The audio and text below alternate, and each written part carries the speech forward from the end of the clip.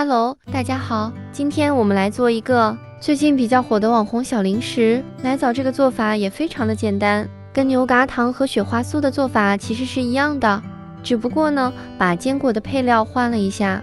我今天一共做了3个口味。首先呢，我们准备一下枣的部分，准备洗干净的红枣，中间用吸管去合，之后再塞上1颗巴旦木备用。接着不粘锅中加入黄油，小火加热融化开，再加入棉花糖，继续小火加热融化。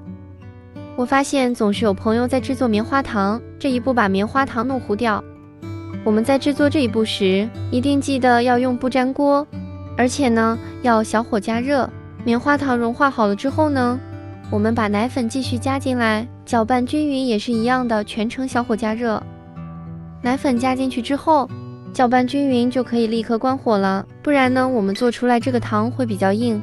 再趁热加入红枣，搅拌均匀，尽量呢让棉花糖包裹着每一个红枣，最后再像这样表面裹一层奶粉就好了。接下来做了抹茶口味的和草莓口味的，做法和原味的是一样的，只不过在奶粉当中多加了抹茶粉和草莓粉而已。这样我们今天的这款奶枣就做好了。喜欢的一定要在家里边试试哦。